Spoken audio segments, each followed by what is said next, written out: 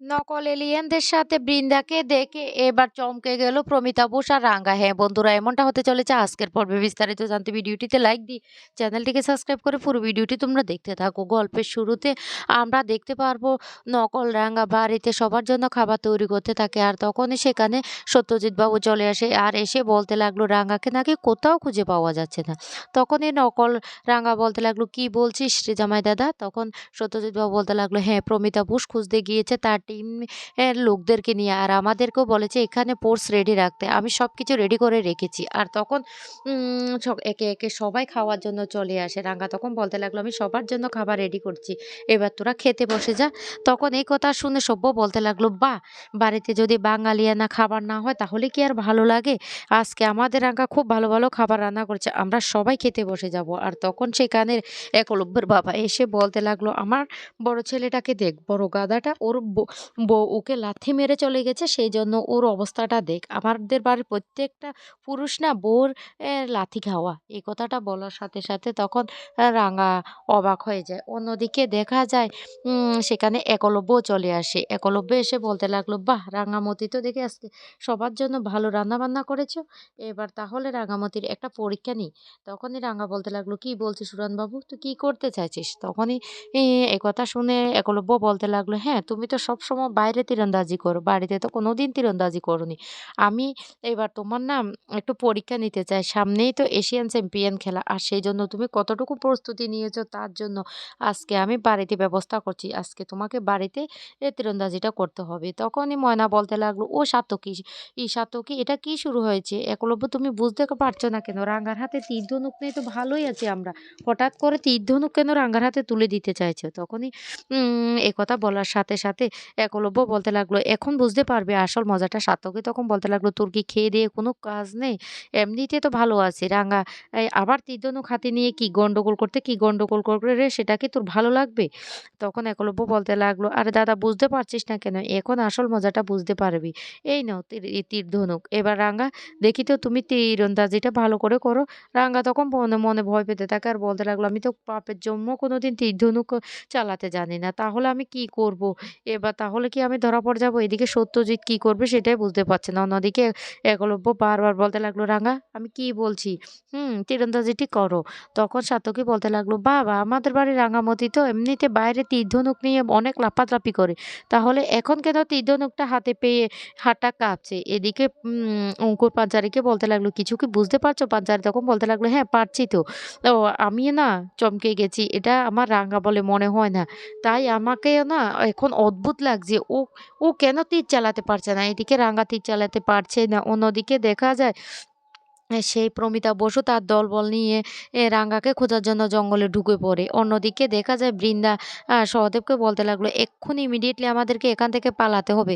আমাদেরকে এখান থেকে চলে যেতে হবে, না হলে আমরা ধরা পড়ে যাব। এইদিকে রাঙ্গা ছুটতে ছুটতে চলে আসে সে জঙ্গলের মধ্যে, আর এসে প্রমিতাকে দেখে বলতে লাগলো, মা, মা এদের সামনের দিকে এগোস না, ওখানে না পারমাণবিক বোমা পোতা আছে তোদেরকে মেরে ফেলার জন্য। তখন রাঙ্গাকে জড়িয়ে ধরে প্রমিতা বসু। রাঙ্গা তখন বলতে লাগলো, মা তুই ঠিক আছিস তো? তোর কিচ্ছু হয়নি তো? প্রমিতা বসু তখন বলতে লাগলো, রাঙ্গা তুই কি করে সেটা বুঝতে পারলি? রাঙ্গা তখন বলতে লাগলো, মা আমি বুঝতে পেরেছি, ওদের সমস্ত কথাগুলি আমি শুনেছি। ওরা অন্য গ্রহের মানুষ নয়, ওরা সন্ত্রাসী। ওরা এখানে এলিয়েন সেজে মানুষকে এখান থেকে দূরে সরিয়ে দিয়েছে, আর এখানে নাকি অনেক লক্ষ লক্ষ টাকা জিনিস আছে মাটির নিচে, সেগুলি তোলার ব্যবস্থা করছে।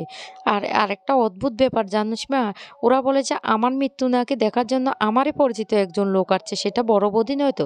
বৃন্দা তখন বলতে লাগলো, কি বলছিস রাঙ্গা? রাঙ্গা তখন বলতে লাগলো, হরে মা, আমার বড় বৌদিকে টাকে সন্দেহ হয়, আর কাউকে সন্দেহ হয় না। তখনই প্রমিতা বসু বলতে লাগলো, রাঙ্গা আমাদের আর এক মুহূর্ত দেরি করা চলবে না, এই মুহূর্তে আমাদেরকে এখান থেকে যেতে হবে। আর আমাদের টিমের সবাইকে বলে দিই মাটির নিচে যত অস্ত্র যত কিছু আছে সমস্ত কিছু যেন ওরা তোলার ব্যবস্থা করে, দরকার পড়লে ইমিডিয়েটলি আরও এখানে পৌঁছানো হবে। এদিকে রাঙ্গা তীরটা ছুটতে থাকে, কিন্তু তীরটা একবারও নিশানা বরাবর লাগে না। তখন একলব্য বলতে লাগলো, একটা তীরও তো নিশানা বরাবর লাগছে না। এবার তাহলে প্রমাণ হয়ে যাবে যে ও আমাদের বাড়ির রাঙ্গা নয়। অন্যদিকে বৃন্দা সহদেব বনের মধ্যে দিয়ে ছুটতে ছুটতে বেরিয়ে যেতে লাগে। এইদিকে রাঙ্গা আর সেই রাঙ্গার শাশুড়ি প্রমিতা বসু জঙ্গলের মধ্যে ছুটতে থাকে। হঠাৎ করে এক পর্যায়ে রাঙ্গা পায়ের আওয়াজ শুনতে পায়। রাঙ্গা তখন বলতে লাগলো, মা দাঁড়া, কিসের আওয়াজ বলতো? ও রাঙ্গা তখন বলতে লাগলো, কারো পায়ের আওয়াজ বোঝা যাচ্ছে। রাঙ্গা তখন বলতে লাগলো, মা তাড়াতাড়ি কর, ওকে আমাদেরকে ধরতেই হবে। এলিয়ানদেরকে কে চক্রান্ত করে এখানে পাঠিয়েছে সমস্তটা আমাদের জানতে হবে। আর যত এলিয়ান সে যে সন্ত্রাসীরা এসেছিল ওদের সবাইকে আমি কিন্তু তীরবিদ্ধ করে দিয়েছি। ওদের মুখ থেকে একটা কথাও বের হয়নি। এদিকে রাঙ্গা আর প্রমিতা বসু ছুটতে থাকে, অন্যদিকে বৃন্দা আর সহদেব। বৃন্দা তখন বলতে লাগলো, সহদেব তাড়াতাড়ি করো, আমাদেরকে জঙ্গল থেকে বেরিয়ে যেতে হবে। আমার মনে হচ্ছে এম, বাড়িতে যে আছে সে রাঙামতি নয়, আর এখানে যে আসে সে এই রাঙামতি। একবার যদি রাঙামতির সামনে পড়ে যায় তাহলে রাঙা আমাদেরকে তীর দিয়ে ঝালাপালা করে দিবে। এই কথা বলে ওরা ছুটতে থাকে, কিন্তু ক্রমপর্যায়ে এই রাঙা আর তার শাশুড়ি সামনে এসে পড়ে যায় বৃন্দা তখন ওদেরকে দেখে ভয় পেয়ে যায়। তখনই প্রমিতা বসু বলতে লাগলো, বৃন্দা তুমি তুমি এই জঙ্গলে কি করছো? তখন বৃন্দা কিছু বলে না। রাঙ্গা তখন বলতে লাগলো, এই এই বড় বৌদি, তাহলে নকল যে এলিয়ানগুলি সেগুলি তোরই ঠিক করা? তুই সেই জন্য এখানে এসেছিস? তাই তো ওরা আমাকে বলেছে আমার মৃত্যুটা নাকি একজন দেখার জন্য আসছে, আর সেটা তুই তুই এসেছিস, না হলে তুই এখানে কেন এসেছিস বল? তখনই বৃন্দা বলতে লাগলো, আমি কিচ্ছু করিনি, বিশ্বাস কর আমি কিচ্ছু করিনি। আর সহদেবকে বলতে লাগলো, তুই তুই তো জেলে ছিলি, তাহলে তুই জেল থেকে কি করে বেরোলি বল? তখন প্রমিতা বসু তার পুলিশ টিমকে খবর দেয়, এমনকি সত্যজিৎ বাবুকে ফোন করে সমস্তটা বলে। সত্যজিৎ তখন বলতে লাগলো, আপনি কোনো চিন্তা করবেন না, আমি এক্ষুনি ফোর্স নিয়ে চলে আসছি। এদিকে বৃন্দা পালানোর চেষ্টা করলে। রাঙ্গা তখন বলতে লাগলো, শুন, এখান থেকে যদি এক পাও ফেলিস না তাহলে কিন্তু তোর পা আর পায়ের জায়গা থাকবে না, তীর মেরে ফুটো করে দেবো। শেষ পর্যন্ত তুই এই চক্রান্তটা করে এতগুলো মানুষের জীবন নিয়ে খেলা করেছিস, তোকে তো কিছুতেই ছাড়া যাবে না। তখনই প্রমিতা বসু বলতে লাগলো, বৃন্দা তোমাকে অনেকবার সুযোগ দিয়েছি, অনেকবার, তুমি তো কোনোদিন আমার পরিবারকে এমনকি আমার ছেলেটাকেও ভালোবাসোনি, আর এখন শেষ পর্যন্ত রাঙ্গা আর আমাকে শেষ করে দেওয়ার প্ল্যান করেছিলি? তখন বলতে লাগলো, না মিথ্যে কথা। রাঙ্গা তখন বলতে লাগলো, একদম মিথ্যে কথা বলবি না, আমি সমস্তটা কানে শুনেছি। তুই বলেছিলি এলিয়েনদের যে প্রমিতা বসুকে যেন আসার আগে শেষ করে দিই, তুই বলেছিলি, সেটা তুই ছিলি, কারণ তুই ছাড়া আর এই কথাটা কেউ বলতে পারবে না। রাঙ্গা তখন বলতে বলতে লাগলো যে, তোকে না এবার আমি আর কিছুতে ক্ষমাটা করব না, তোকে আমি শেষ করে ফেলবো। তখনই বৃন্দা বলতে লাগলো, শোন রাঙ্গা, বাড়াবাড়ি করিস না, আমি বলছি আমি কিচ্ছু করিনি। তখনই প্রমিতা রেগে যায়, রেগে গিয়ে কষিয়ে থাপ্পড় মারে বৃন্দার গালে, আর বলতে লাগলো, খবরদার আর একটা কথাও বাড়াবাড়ি করবে না।